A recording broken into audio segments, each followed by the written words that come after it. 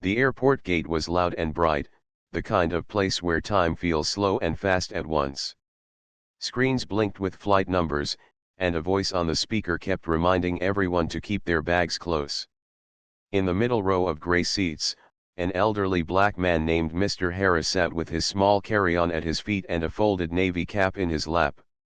The cap had tiny silver wings stitched near the brim, and the thread was a little loose in one corner. He ran his thumb over the wings like someone reading a line in a familiar book.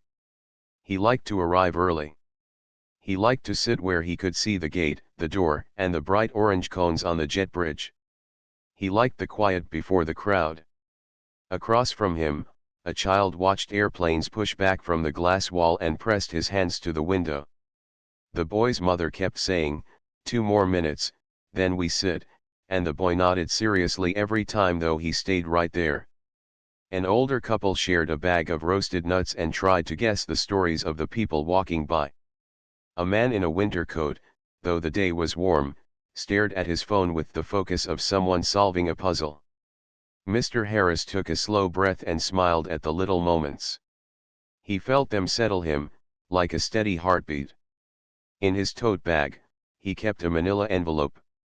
He had placed it there with care, photo prints, a handwritten letter, and a program from an event that had happened last month. He had promised himself he would not bend the corners. From time to time he checked it, not to read anything but to make sure it was still there, still flat, still safe. He liked to keep promises, especially the quiet ones no one else knew. His knee ached a little. He moved his foot in small circles like the therapist had taught him. Slow is smooth, he reminded himself. He glanced at the overhead digital clock. He was early, even for him. Then Dana arrived, quick steps and short breaths, pulling a wheeled suitcase and balancing a coffee that sloshed near the lid. A scarf was looped around her neck, though the air was already cool from the vents. She scanned the row, saw the empty seat beside Mr. Harris, and stepped toward it like a person grabbing the last space in a parking lot. "I need this spot," she said, pointing to the space in front of him and then to the aisle seat next to his. Her words were not loud, but they were sharp, like they had edges. "Could you move, please? I have to be on and off fast. I have a connection." Mr. Harris looked up, soft eyes behind thin glasses. He nodded once, not in agreement but as a hello. "Good afternoon," he said. His voice was steady and warm, the voice of someone who had practiced patience. He shifted his carry-on a little to make room for her suitcase and lifted his tote bag so the strap would not trip her. "There's space in the overhead above us," he added, and he reached to angle the bin so she could see it was nearly empty. "You can take the space first." He was used to helping strangers. He liked helping. It made airports feel like neighborhoods. But Dana misunderstood. "No, I mean I need the aisle," she said, tapping the armrest. "I'm in the middle back there and I can't do that today. I need to sit here, in and out." She set her coffee on the floor for a second and made a small face as if the floor had done something wrong. "Can you take my seat instead? It's way back. I'll swap." When he did not move right away, her shoulders tightened. "Please," she added, though the word landed like a demand. She was not trying to be unkind. Her day had started before sunrise, and 2 emails on her screen were colored red. But Mr. Harris did not know her emails, only the tone. A few people looked over. The older couple paused with their snack and exchanged a quiet glance. The child at the window lifted his hands from the glass and turned around to watch. The gate agent, a man with a kind face and a voice that could carry across a room without sounding harsh, called out a reminder, "Group 1 will board in a few minutes. Please have your IDs ready." "Thank you."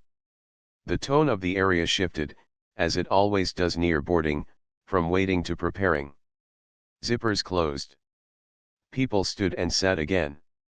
The screen changed from "on time" to "now boarding soon."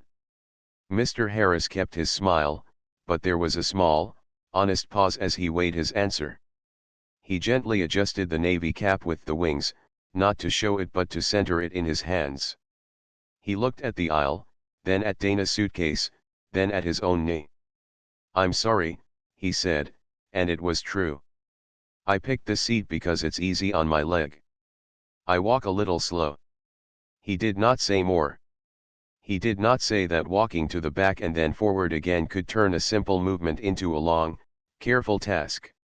He did not say that the envelope in his tote made him move more thoughtfully, that he did not want to bump it or bend it or drop it in the shuffle. Dana leaned back a fraction and pressed her lips together. She rocked her suitcase forward and back on its wheels, a restless motion. "I get it," she said, but her voice suggested she did not get it. "It's just this is important." She checked her watch. She checked her phone. She looked up at the gate screen and then down again as if the numbers could change by her will. She took a breath meant to calm herself and only half succeeded. "Fine," she said, "I'll just put my bag up there." She hoisted it, and the handle clicked. It caught on the lip of the bin. Without a word, Mr. Harris stood to help. He did not rush. He took the side of the bag, gave it a small tilt, and it slid into place. "There we go," he said, as if they had solved a small puzzle together. Dana's face softened by a degree. "Thanks," she said, quick, almost automatic. He nodded and sat again, his hand returning to the cap. The child at the window clapped once for the bag like it was a tiny show, and his mother grinned and said, "Thank you, sir," to Mr. Harris from across the aisle. Mr. Harris raised his hand in a small wave. He liked moments like this, when strangers turned into good neighbors for a second. The gate agent announced pre-boarding for families and anyone who needed extra time. Mr. Harris stayed seated, he would board with his group. He was not ready to stand for a long line. He watched people form neat rows and then messy clusters and then neat rows again, the dance of many trips. A young woman in a denim jacket sat where Dana had stood and began writing a postcard. Of all things, her pen moving in slow loops. Mr. Harris smiled at that too. Paper letters had a way of lasting. He checked the envelope once more, a light pat, a quiet promise kept. Dana paced 3 steps, then stopped, then paced again.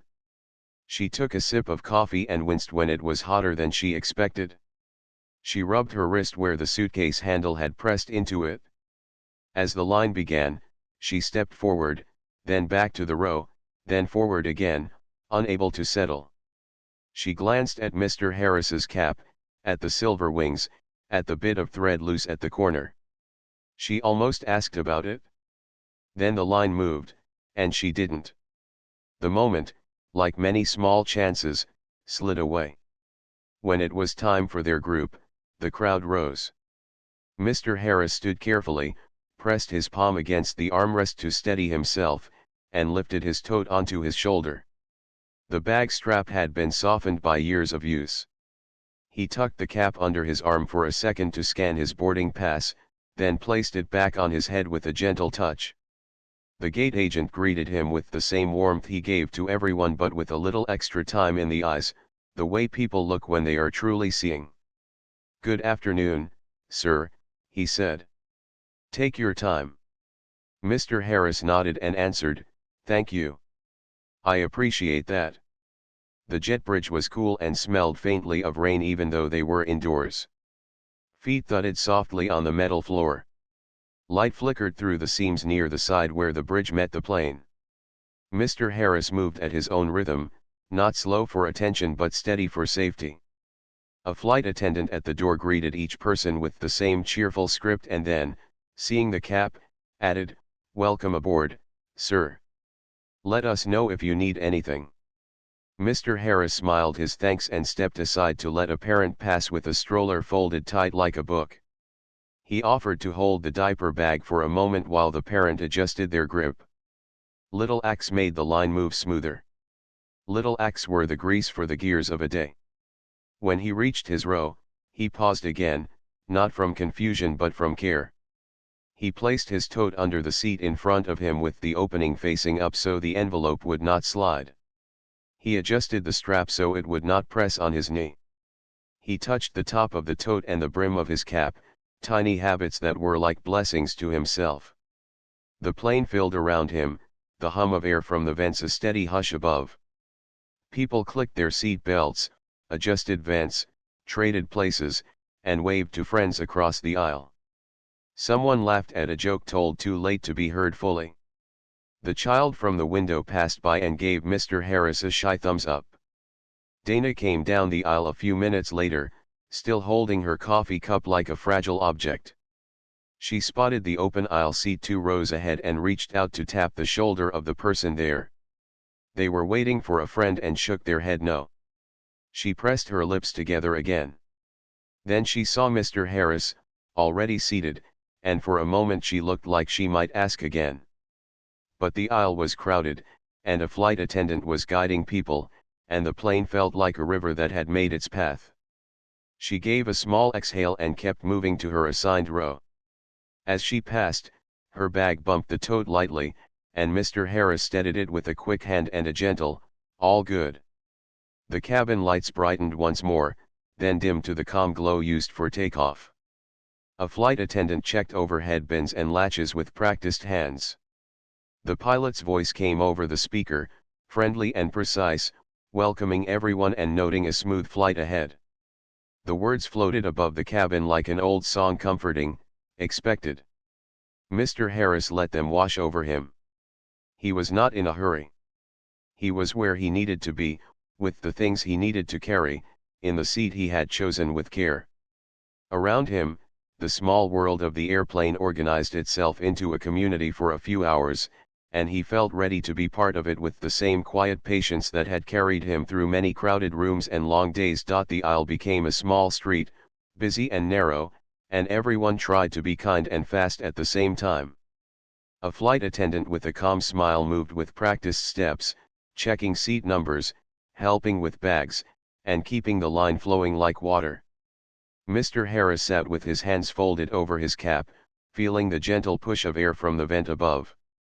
He adjusted the vent slightly so it would not dry his eyes. He liked the steady hum. It reminded him of long drives on quiet roads and the feeling of being carried forward by something larger than himself. Across the aisle, Dana reached her row and stopped.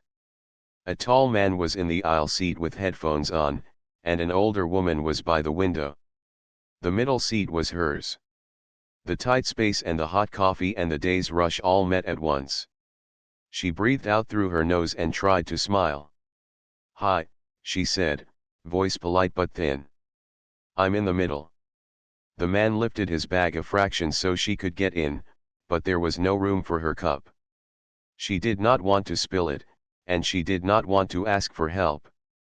She tucked the cup into the seat pocket for a second, slid sideways, bumped her elbow, apologized, sat, stood again to fix her scarf, sat again, and then remembered she had left her charger in the small front pocket of her suitcase now in the bin.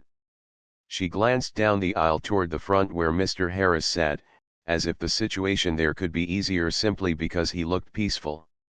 A small voice in her head said, "You could have asked more gently." Another voice said, "You don't have time to feel bad." She pressed her lips together and focused on practical steps: seat belt, phone to airplane mode, laptop out later, coffee steady. The tall man by the aisle gave her a quick smile that said, "We all have days like that." She felt a tiny wave of relief and nodded back. A few rows ahead, the young mother who had carried the folded stroller tried to buckle her toddler. The child was sleepy and did not want to sit. The mother's hands shook slightly, not from fear but from the effort of doing many things at once. Mr. Harris leaned over with the easy care of a neighbor and said, "May I help hold his toy while you buckle him?" The child stared at him with serious eyes, then handed over a small blue car as if it were a very important job. Mr. Harris held it in his palm like a treasure while the mother clicked the buckle. "Thank you," she said, her face relaxing. "You're very kind." He gave the toy an approving nod before placing it back into the tiny waiting hands. The flight attendant from the door came by again, making sure the aisle would be clear for pushback. She noticed the winged cap in Mr. Harris's lap and looked at it longer this time. "That's a special cap," she said softly, not to draw attention but to honor it.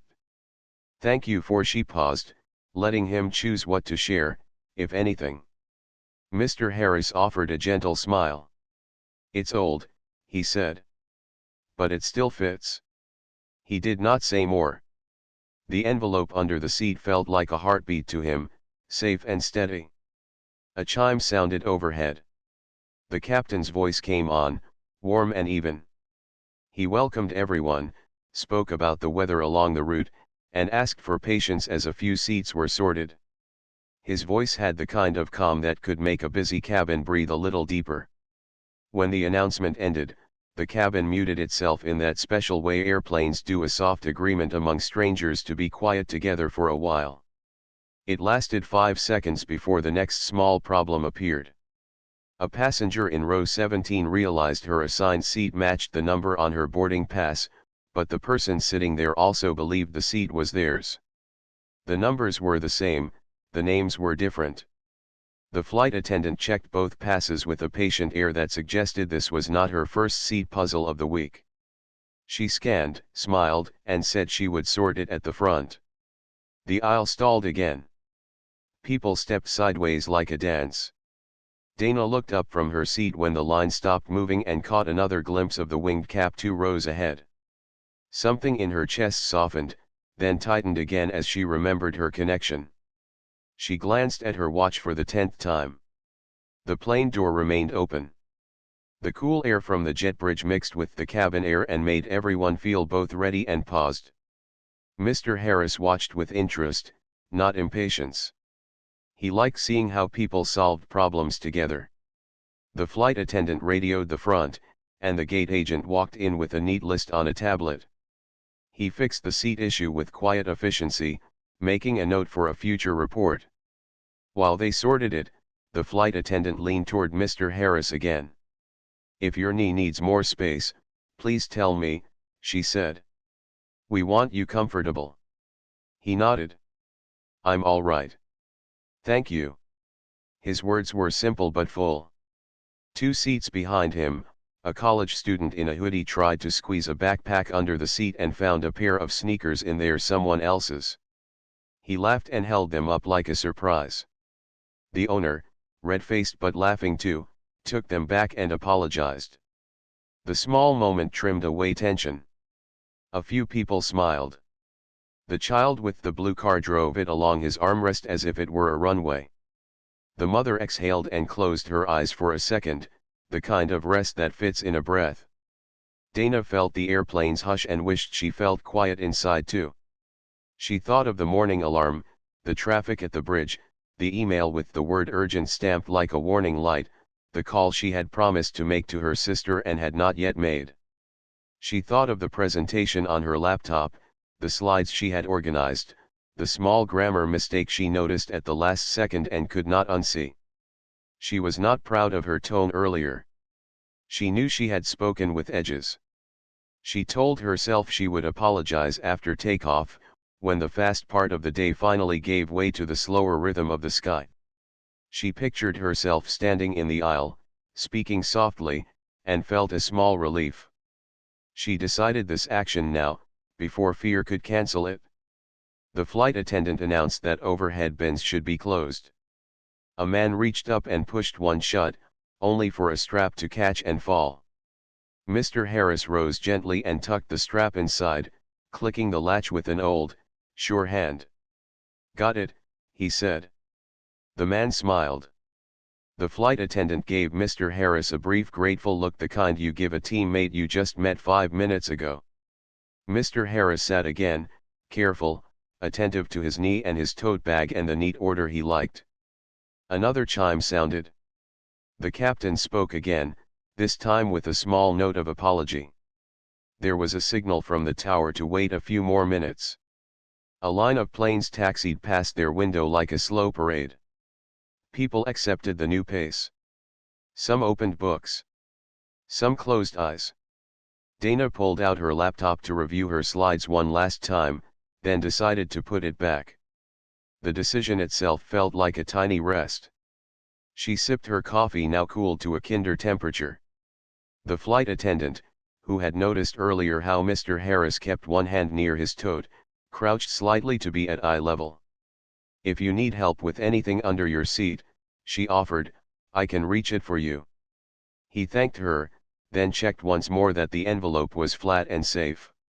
He could feel the corners with his fingertips even through the fabric, the way someone can feel a wallet in a coat pocket and know it is there without looking. "Is that a squadron cap?"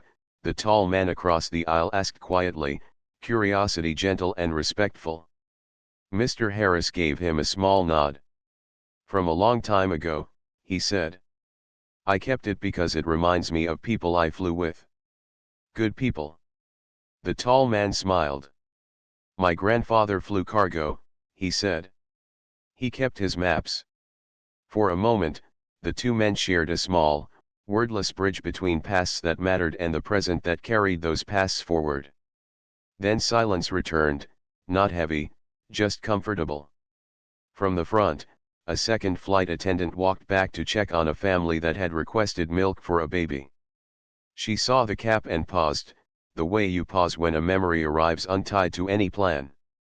"Is that," she began, then stopped and changed her sentence. "It looks like it has seen a lot." Mr. Harris chuckled softly. "It has," he said. "But it still fits." He had said the same words before. Some truths are simple like that. As the minutes stretched just a little more, Dana looked down at her hands. They were steady now. She thought about the kindness she had seen in the last few minutes, the way the man helped with the strap, the way the older gentleman handed back the toy as if it were gold, the way the flight crew spoke to passengers with patience that did not feel fake. She felt a thread inside her loosen. The day's mistakes did not undo themselves, but a different choice could still be made before the plane lifted. She unbuckled, stood, and walked the 2 rows forward. The aisle was clear for a moment. She leaned in slightly so she would not block anyone and spoke in a voice just for him. "I was short with you at the gate," she said. "I'm sorry." "Thank you for your help with the bag." Mr. Harris looked up with warm eyes and nodded once, as if he had been expecting the best from her all along. "Travel days are tricky," he said. "Thank you for saying that." The small exchange was quiet enough that only the closest seats heard, and those who did hear felt their own shoulders relax. She returned to her seat, lighter by a hope she did not have when she boarded. The tall man by the aisle gave her a thumbs up so small it was almost a thought instead of a sign. She smiled back, real this time. Behind her, the older woman by the window sighed in that contented way that comes after a knot has been gently untied. The gate agent came down the aisle one last time, spoke to the lead flight attendant, then stepped off the plane. The door closed with a soft, final thud that always feels like a story beginning. The cabin crew started their safety checks. The lights shifted again. The intercom clicked. But before the safety demo began, the lead flight attendant stepped forward and spoke to the captain on the phone at the small panel near the galley. Her words were low and swift, the kind you use when you need someone's help to smooth a delicate moment. She glanced down the aisle toward row 18.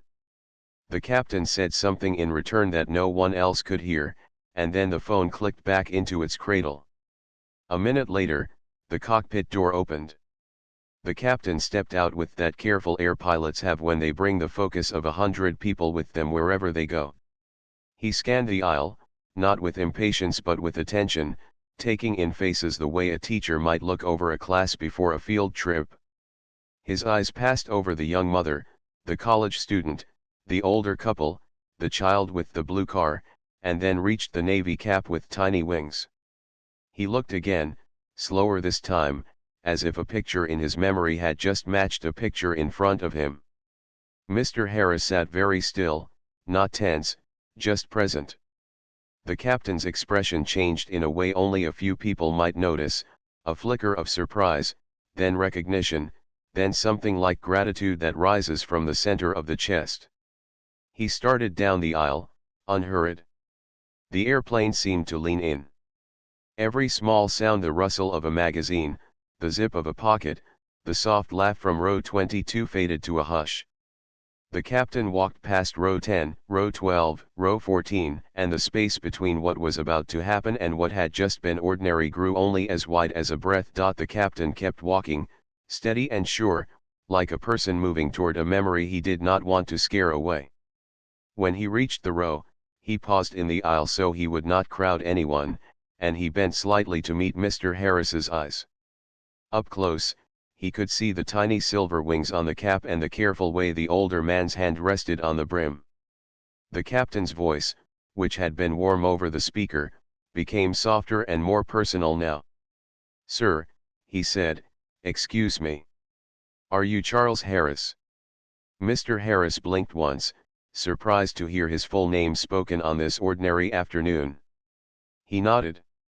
"Yes," he said, because he had never learned to make a fuss about his own past. The captain took a breath that looked like relief and respect all at once. "I thought so," the captain said. "I'm Ethan Park. You taught at the training center near the South Airfield. I was a cadet then. You ran the emergency drills on Tuesdays." He gave a small smile that reached his eyes. "You used to say, slow is smooth, and smooth is fast. I still hear it when the weather turns rough." Around them, nearby passengers turned a little in their seats, not to start a scene but because kindness draws attention the way light does. The lead flight attendant stepped into the aisle, her hands folded in front of her, and watched with a careful, happy look. She understood that sometimes a flight takes a short pause for something that matters. Mr. Harris studied the captain's face. Time had put a few new lines there, but the steadiness was the same. He remembered a young man with bright attention and a steady grip. He remembered a set of hands on a simulator yoke learning not to overcorrect. He remembered calm words spoken into a headset during a long practice hold. He smiled, the kind of smile that brings a room with it. "I remember you," he said. "Good hands. Good judgment." The captain's posture straightened a fraction, like a student hearing a teacher's praise years later. He looked toward the front, then back at Mr. Harris. "Captain to crew," he said quietly to the lead attendant, "hold for a minute please." She nodded, already guiding the few people standing to step into their row for a moment so the aisle would be open. Then the captain did something simple and strong. He placed his feet together, lifted his right hand, and gave Mr. Harris a crisp salute right there in row 18. It was not loud. It was not a show. It was a clear, grateful thank you from one pilot to another, from student to teacher, from the present to the past that lifted it up. For a heartbeat the cabin was very still. Dana, who had slid back into her middle seat and tried to fold herself small, looked over and felt a warm jolt in her chest. The child with the blue car stopped moving it and stared, wide-eyed. The older couple leaned forward, hands resting on their knees. The tall man across the aisle pulled his headphones down around his neck without thinking. A hush settled, but it was a full hush, the kind that holds many feelings at once. The captain lowered his hand and spoke in a voice meant for the whole cabin, gentle and clear. "Ladies and gentlemen," he said, "thank you for your patience. Before we go, I'd like to share something. We have on board Mr. Charles Harris. Years ago, when I was learning to fly, Mr. Harris trained cadets like me in how to stay calm when things are not simple. He taught us to do small steps well, to trust our checklists, and to help each other first." He glanced at the cap. "Many of us owe our safe careers to the people who taught us right at the start. Today I had the honor of recognizing one of those teachers." He did not say more than that. He did not list years, or medals, or units. He did not tell Mr. Harris's story for him. He offered a frame and left the picture simple. That was enough. Applause rose, not like a cheer at a game, but like a wave that knows how to hold back so it does not spill. People clapped with hands that meant it. Some added a small thank you, sir, into the air, not caring whether it reached his ears. Gratitude does not always need to be heard to count. The young mother tapped her toddler's little hands together and whispered, "We clap for people who help." The toddler clapped with great seriousness. Mr. Harris's face did not change very much, but his eyes grew a little brighter. He lifted one hand in a small, steady wave, the way you wave to neighbors who have shown up for you. He did not stand, he did not need to. He looked at the captain and said, "You're kind to say that." Then, as if giving a gift back, he added, "Fly safe today." The captain bowed his head, the quick, honest kind of bow that belongs to working people when they thank each other, and answered, "Yes, sir." The lead flight attendant stepped forward with a respectful question in her eyes. The captain nodded, and she spoke softly to Mr. Harris. "Sir, would you be comfortable if we helped you move to a seat with more space for your knee?" Her tone said that no honor depends on a different seat, comfort is the point. Mr. Harris glanced down at his tote, at the envelope inside, and then up at the captain. He was thinking about the practical things, the distance to walk, the space to lift his bag, the wish to keep the envelope flat. The captain understood before the words left Mr. Harris's mouth. "We can carry your tote for you," he offered quickly, "and we'll place it where you can touch it. We'll make sure nothing bends." The way he said we made it sound like a promise the whole crew would help keep. Mr. Harris gave a small nod. "Thank you," he said. "That would be nice." They did not rush. The aisle stayed clear. The tall man across the way stood to give room, and the older couple kept their knees angled in. The young mother held her toddler close so little feet would not trip anyone. Dana pressed herself back in her seat as far as she could to let them pass. As Mr. Harris stood, she met his eyes and gave a small, hopeful smile. He answered it with the same calm kindness as before, as if the good in her had been visible to him from the start. The captain did not touch the tote without asking. "May I?" he said. Mr. Harris nodded. The captain lifted it with both hands, careful and level, like a tray with a cup of water. He was a man used to carrying weight without showing strain. The lead flight attendant offered her arm. Mr. Harris took it lightly, more a symbol of teamwork than a need to lean. Together they walked the few steps forward to the open seat, one with a little more room.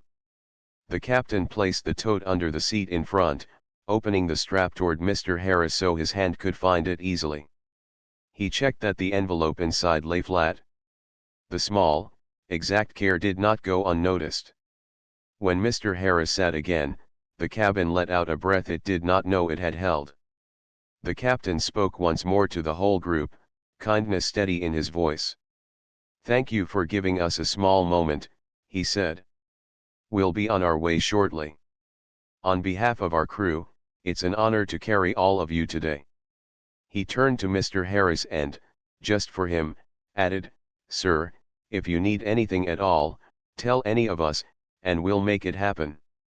Mr. Harris's answer was simple. "I need you to have a smooth flight," he said. The captain smiled. "We'll do our best." He started back toward the front, moving past faces that were now a little softer than before.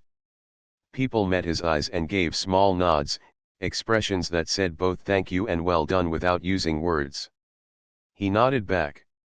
At Dana's row, he paused for half a second, as if sensing something unspoken. Dana looked up. "Thank you, Captain," she said quietly, and she meant more than just the schedule.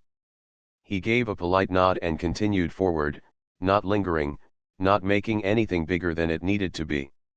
When the captain disappeared behind the cockpit door again, the airplane's normal sound slid back into place: the click of belts, the soft thud of bends, the quick rush of air from the vents. But the mood had shifted in the way a room changes after someone tells a true, gentle story. People sat a little taller.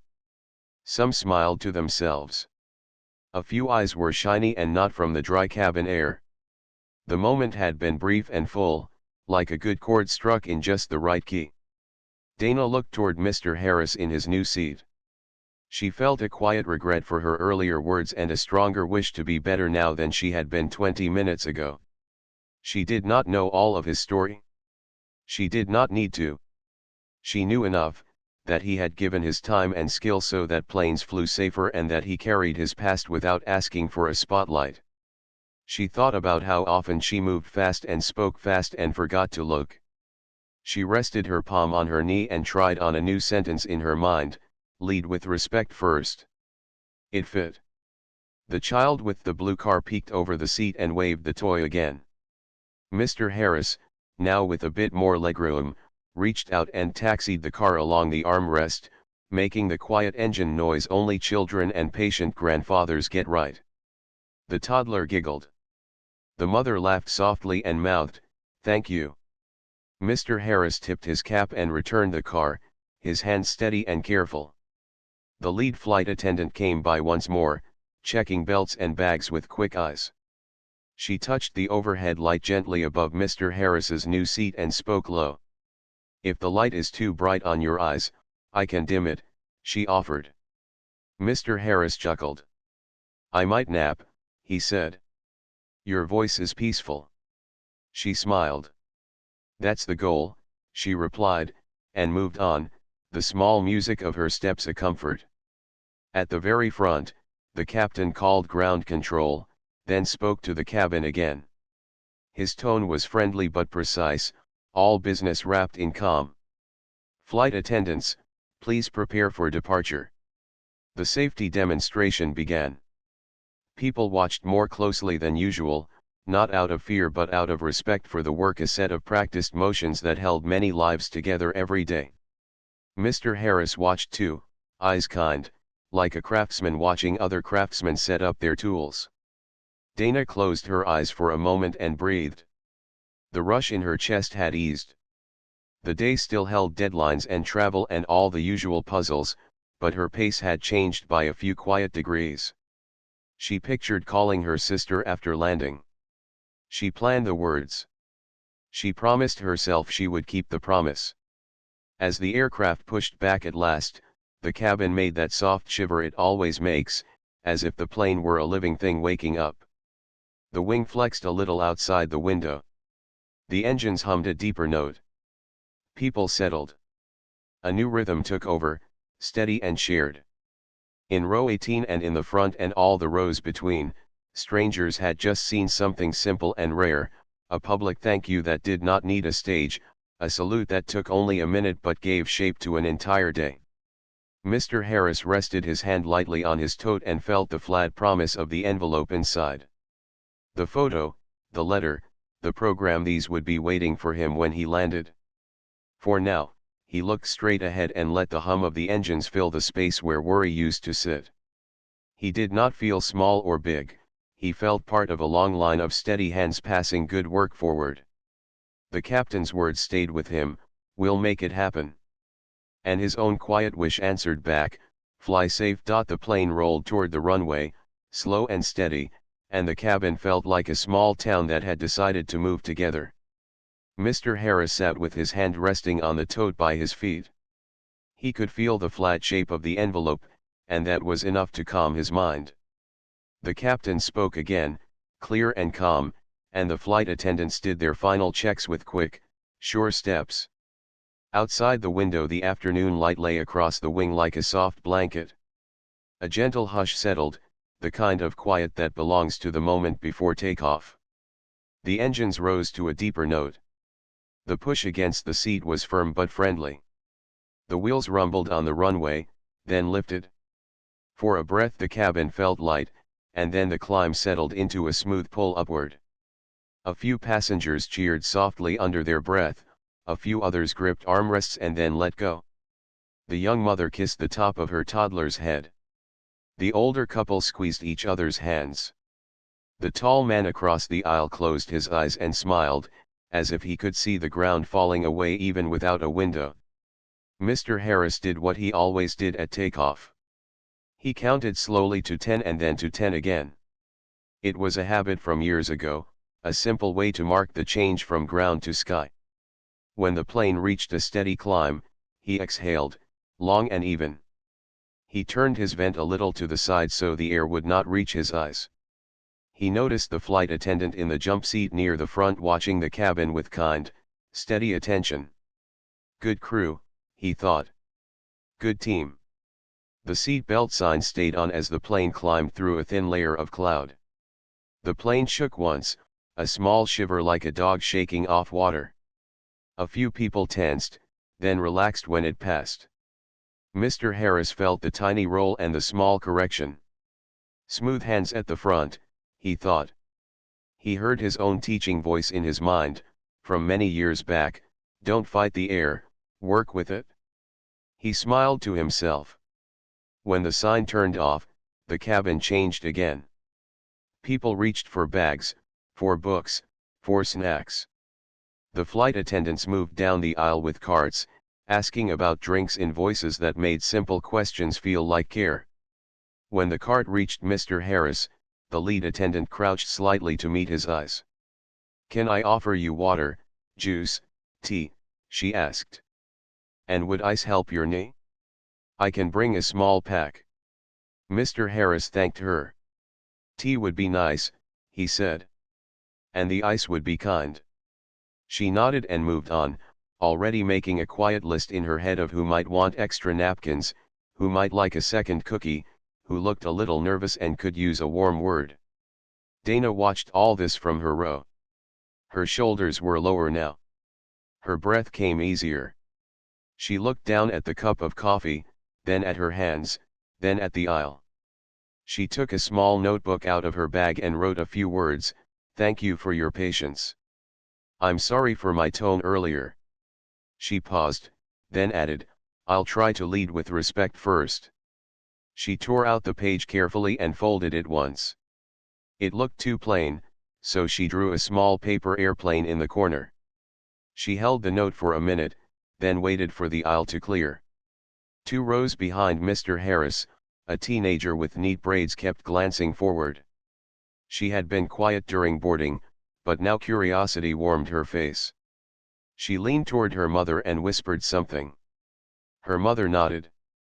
The girl waited until the flight attendant had moved past and then stood, stepping into the aisle during a calm moment. She walked to Mr. Harris's row and stopped, hands folded, voice soft. "Excuse me, sir," she said, "I saw the captain salute you. Did you fly?" Her words were careful, respectful, full of real interest. Mr. Harris smiled. "Yes," he said. "A long time ago." The girl's eyes brightened. "I want to fly one day," she said. "I like science, and I like math, and I like the idea of being calm when it matters." Mr. Harris nodded as if those were the exact right reasons. "Those are good tools," he said. "Add patience. And a habit of checking your work." He tapped his head lightly. "And listen more than you talk when you're learning." The girl nodded with serious joy. "Thank you," she said, and then, shyly, "Do you have any rule you always kept?" Mr. Harris thought for a second. "Slow is smooth," he said. "And smooth is fast." She smiled. "I'll remember." She returned to her seat with a little spark in her step. The lead attendant came back with tea and an ice pack wrapped in a cloth napkin. She placed the cup on the tray table, set the napkin on his knee with care, and tucked a packet of sugar beside the cup as if she were setting a small table at home. "If this gets too cold, I can bring a warm pack later," she said. Mr. Harris thanked her again. He lifted the cup and let the steam touch his face before he sipped. It tasted simple and good. A few minutes later, Dana stood with her small folded note. She waited for a break in the service and walked forward, one hand steadying herself on seat backs. When she reached Mr. Harris, she did not make a speech. She held out the note and said, "For you, sir." He took it with 2 hands, the way you take a gift that matters.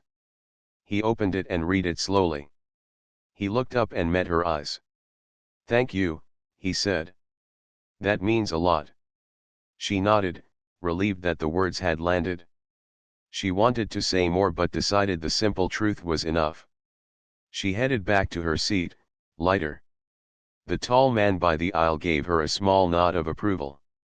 The older woman by the window smiled at her in a way that said, "You did the right thing." The cabin settled into a gentle rhythm. The carts moved, the ice clinked, the small lights above seats glowed like quiet stars. The child with the blue car fell asleep with the toy in his fist. The young mother rested her head against the headrest and let herself rest too. The older couple shared the last of their roasted nuts and read a travel guide together, whispering about a park they might visit.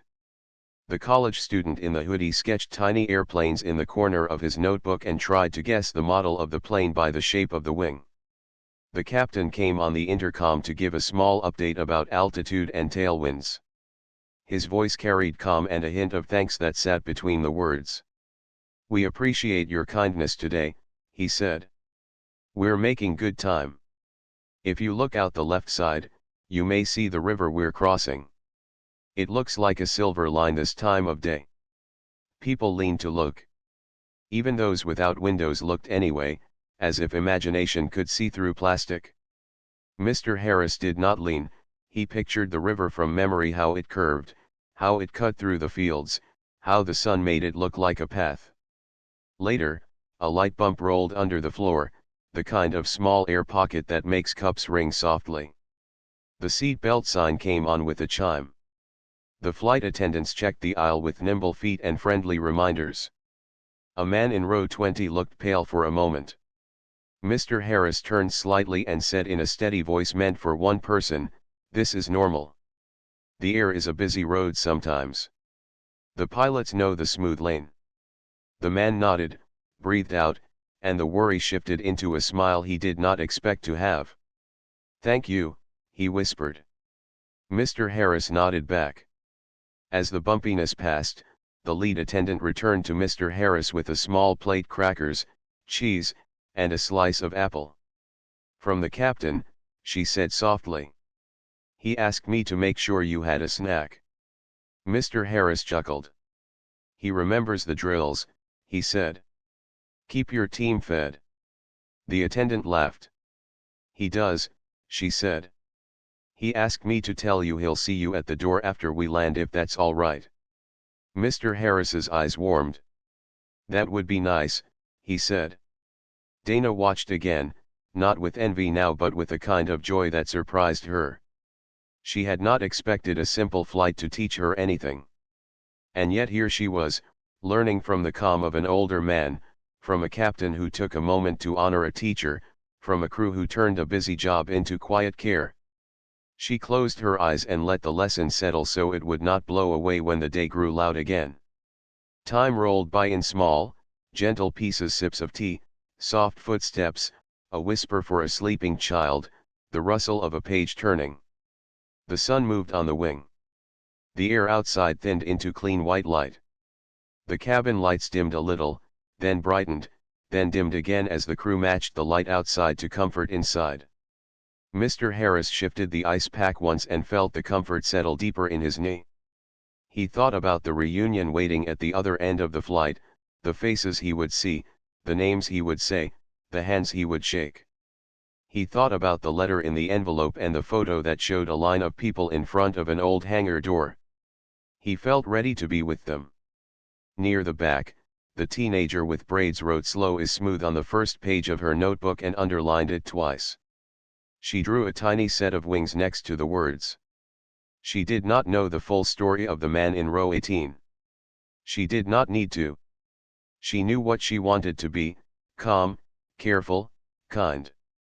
When the carts were stowed and the trash was collected, the captain came on again to say they would begin their descent in a little while. The seat belt sign stayed off for a few more minutes. People stretched their legs and rolled their shoulders. The lead attendant checked on Mr. Harris again and brought a warm cloth for his hands. "For comfort," she said. He took it and smiled. "Thank you," he said. This is more than I expected. She shook her head with a gentle joy. It's exactly what you deserve, she said, and then added, and what we like to do. The intercom chimed. Flight attendants, prepare the cabin for arrival. The signs lit up. People placed books away, clicked tray tables into place, and slid bags under seats. The quiet grew full again, the same way it had before takeoff. Mr. Harris checked his tote one last time, not out of worry but out of habit. He touched the top of the bag, then the brim of his cap. He looked ahead and breathed in and out, matching the airplane's calm. Dana slipped her notes extra corner where she had drawn the little plane into her own notebook as a reminder. She looked forward to the door where she hoped to say a proper goodbye. She planned to call her sister right after landing. She planned to answer the read emails, yes, but with a softer tone. Her day still had work in it, but she had found a better way to carry it. The captain's voice returned, warm and steady. We're on our way down now, he said. Thank you for flying with us today. We hope the rest of your journey is smooth. The plane began to descend, the world outside growing clearer, the ground rising to meet them. A few ears popped and then felt fine. The wing flaps extended with a soft whir. The landing gear thumped down, firm and solid. As the city came into view, the young mother pointed out a park to her toddler. The older couple smiled at a landmark they recognized. The teenager with braids watched the wing and imagined herself at the controls one day, hands steady, mind clear. Mr. Harris watched the light on the wingtip and felt a quiet joy he could not measure, only hold. This part of the flight always felt like a return, even when he was going somewhere new. The wheels met the runway with a brisk kiss and then a strong roll. The reversers hummed. The plane slowed. People let out that breath they always hold without knowing it. A few clapped softly. The captain let the plane jog onto the taxiway and spoke one more time. Welcome, he said. We'll be at the gate shortly. Thank you for your patience and your kindness today. The word kindness landed like a small flag planted on a good hill. They taxied in. The terminal grew larger in the window. The tug waited. The seat belt sign dinged off, and the usual shuffle began, but slower and kinder than usual. People stood and made space. Bags lifted and were shared hand to hand. The aisle filled and emptied like a calm tide. Mr. Harris stayed seated.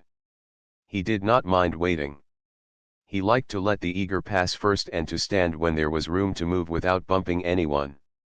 When his row finally opened, the lead attendant appeared with a wheelchair escort and an easy smile.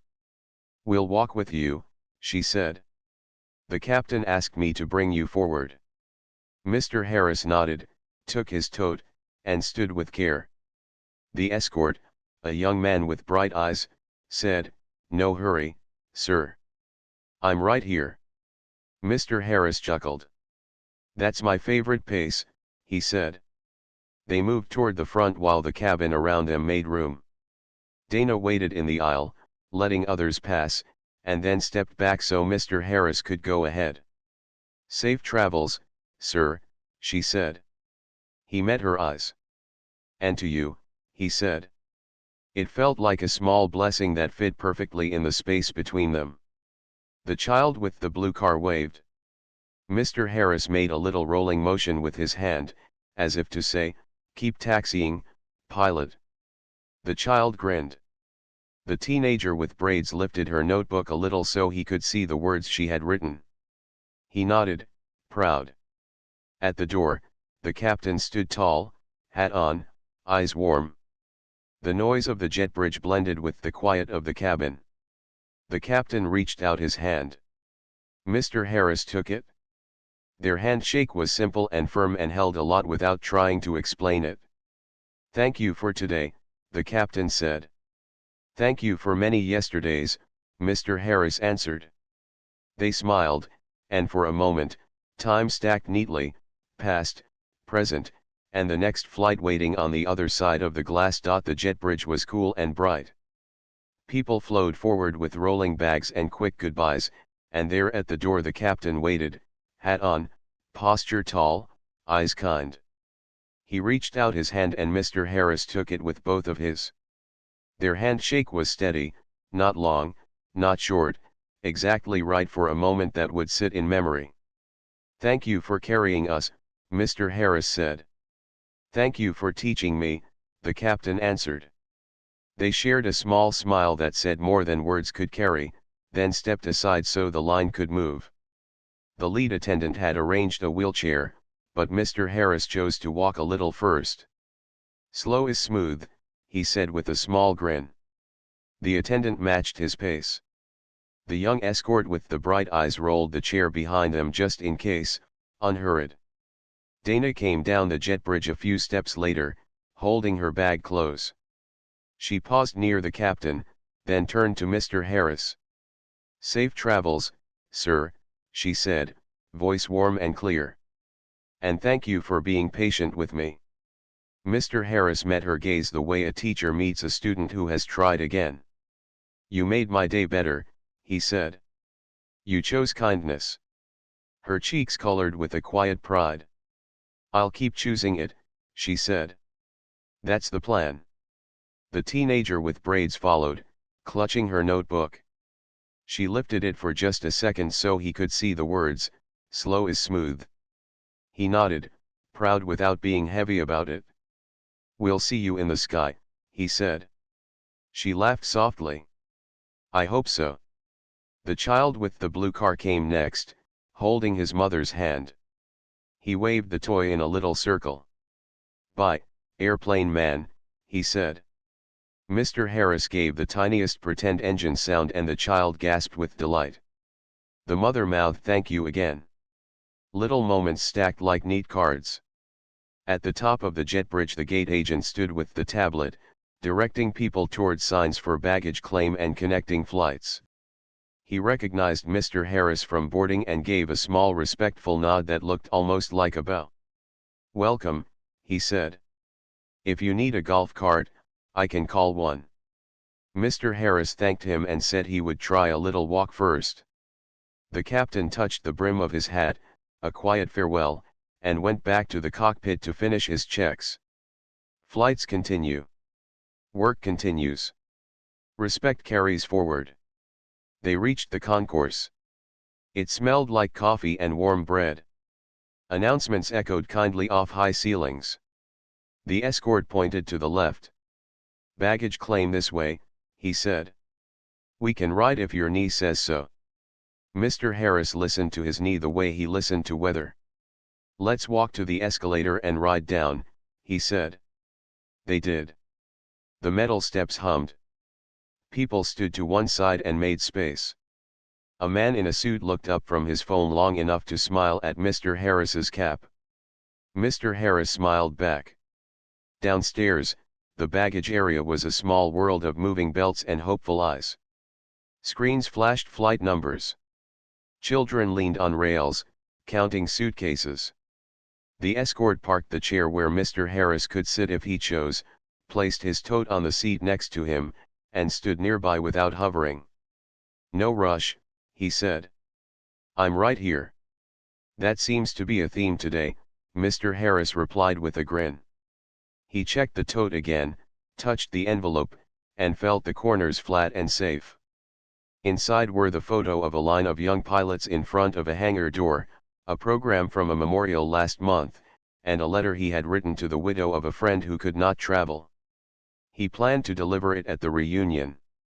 He read the first line of his letter in his head, "We remember by flying well and living kindly." He nodded, as if answering himself, and closed the envelope again. Bags started to appear. People brightened when they saw familiar colors and tags. A red suitcase slid by and a man grabbed it with a small cheer. A floral bag rolled past and a girl hopped in place, clapping once. Mr. Harris's bag was small and dark and took its time. He did not mind. The escort watched the belt as if it were a slow parade and said, "I can grab it when it shows." "We'll get it together," Mr. Harris said. They did, lifting with easy teamwork and placing it on the chair for the short walk outside the automatic doors. The air held the mixed smells of fuel and rain and hot concrete. Drivers waited with signs. The escort waved to a curb supervisor he knew and brought the chair near a taxi line. "Where to, sir?" he asked. Mr. Harris told him the name of a small hotel near the old airfield museum. "There's a shuttle," the escort said. "Runs every 15 minutes. I can wait with you." "You have people to help," Mr. Harris said gently. "I'll be all right." The escort hesitated, then nodded. "I'll walk you to the bench and make sure they know you're waiting." He did. Before he left, he reached for a handshake. Mr. Harris took it. "You do your job well," he said. The young man stood a little taller. "Thank you, sir." The shuttle came. The driver, a woman with neat hands and a warm laugh, lowered the step and said, "Take your time." Mr. Harris climbed aboard and sat by the window. As they drove, the city changed shape: glass and steel, then brick and trees, then a stretch of sky so wide it felt like a promise. The old airfield museum sat low and long, with a faded sign and a bright new flag. The shuttle left him by the entrance. The driver offered an elbow. "I've got it," he said, and then added with a wink, "Slow is smooth." She chuckled. "I like that." Inside, the lobby smelled like lemon polish and history. Photos lined the walls, faces young and brave, aircraft lined like birds, hands on shoulders, checklists in palms. A small sign on an easel read, "Training Center Reunion Hangar B." A volunteer at a table looked up. "Welcome, Mr. Harris," she said, surprised and pleased to match the name to the face. "We saved your badge."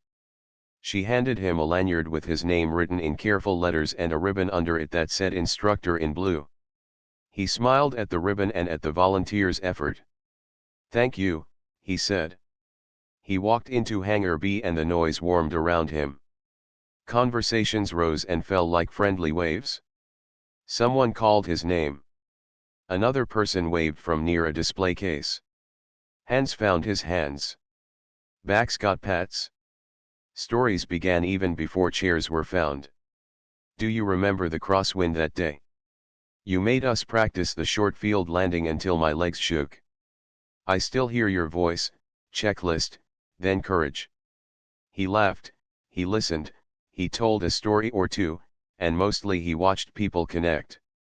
That was his favorite part. An old friend named Nate, hair white now and laugh unchanged, hugged him and did not let go too fast. "You took your time getting here," Nate said. "I had help from a good crew," Mr. Harris replied. He told the short version: a busy gate, a small misunderstanding, a kind fix, a salute in row 18. Nate's eyes went shiny. "Good," he said. "We taught something that stayed taught." They found 2 chairs near a photograph of the old simulator. Mr. Harris set the tote between his feet, as always. The organizer tapped a spoon on a glass. "Friends," she said, "we'll keep this simple. We're here to see each other and to remember. We'll call a few names to share quick stories, then we'll eat." Quick stories stretched in the good way. A student told how an instructor had kept a calm voice on the worst weather day of his training. A mechanic's daughter read a note from her father about the pride of safe hands. A ground crew chief reminded everyone that a good pilot always thanks the people on the ramp. People nodded, laughed, wiped a corner of an eye, nodded again.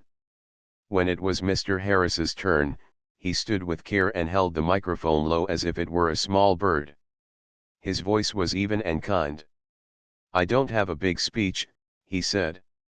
"On the plane today, the captain made time to say thank you. I want to pass that along. Thank you for the hours you gave, for the way you checked small things, for the way you spoke gently when somebody needed it." He looked around the room, letting his eyes rest for a second on each old friend. "We are not famous," he said, "but airplanes climb on our habits. A soft murmur of agreement moved through the hangar. Slow is smooth, he finished. Smooth is fast. And respect first.